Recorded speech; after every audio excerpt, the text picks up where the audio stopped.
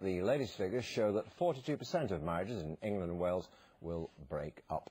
Oh dear, so depressing. We're joined now by relationship counsellor Denise Knowles and family law solicitor Amy Harris. It is depressing, this, isn't it? Because you think, oh, everyone's tried to be happy over Christmas and the bubble's just burst. That's right, you know, and it's not just because they've tried very hard to be happy over Christmas. Things probably have been bubbling up for many months or perhaps even years beforehand. So it's not just Christmas being the catalyst, it's actually something that they've needed to address for a long, long time. And do you find that you've had significant calls suddenly? Definitely. This week we probably received twice as many new inquiries as we would do otherwise, and partly that is due to stress people have over the Christmas period, but also looking ahead to the new year and thinking new year, new start, time to get myself sorted and look to the future as well. It's a watershed, isn't it? Because, I mean, no one's going to say to their partner, oh, by the way, I'm leaving on Christmas Eve, are they?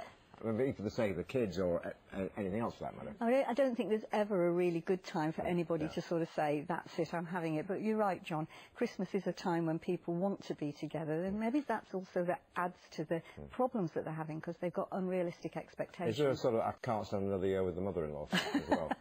There is something like that, John, that often goes on. But actually it is a lot of the time because, as I say, things have been bubbling up, signs have been missed, and they just need some help. So I suppose we try not to be too depressing about this. I suppose in a way that call that you'd make in desperation today or tomorrow or yesterday could be almost a cry for help that needn't mean that it ends in divorce. No, that's right, and I think Amy would agree that actually, you know, a lot of people when they come to see a solicitor or indeed they go along to relate, they are actually looking for help. It doesn't necessarily mean that their relationship is going to come to an end. It's an opportunity actually to sort of revamp things. Do you as lawyers actually do your best to reconcile people, or do you go, understandably you're a business, do you go for the divorce? I mean, how do you weigh that up? We would always recommend people to come in and get some initial advice. Most lawyers, such as our firm at Slater Gordon, offer initial appointments to people.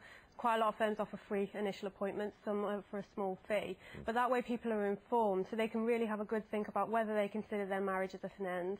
We obviously recommend that they should go and seek counselling as well. But if they do feel that the marriage is at an end, we can then, you know, get on with divorce if that's what they want. But certainly we're obliged to encourage people to reconcile where we think that they can.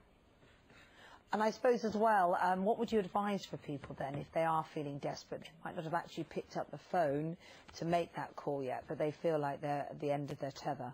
I think if they can pick up the telephone and seek some assistance and seek some support, that would be really good. But, you know, even talking to a friend, an objective friend, if they can, that would also be very useful, but not to leave it any longer. Don't leave it until you're in absolute crisis. Yeah, and do they heed that in the main? In the main, I would say they do, John, yes. A lot of people do actually come along to organisations like Relay and also go and see solicitors as well, because they are actually wanting to do something. Yeah, I've got a few comments, haven't we? It's difficult to reach some of them. Our computers have had a meltdown. I think the weather's affected our computers as well. Exactly.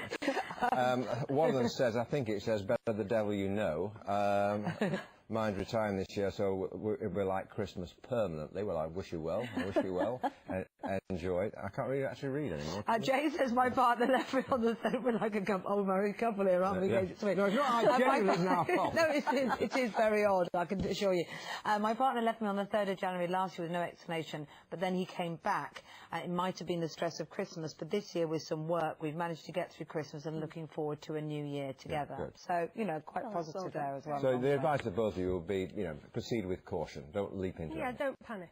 Don't panic. Right. Excellent. Thank you both very, very much indeed. Good to see you. Happy New Year to you two. And to the two of you. Now, coming up, Laura's going to have the latest on the storms battering the country. We'll also get all the flooding advice you need from the Environment Agency after 5:30. But first, today's your last chance to see how to win our New Year cash bonus of £25,000. What are your New Year's resolutions? Would a massive £25,000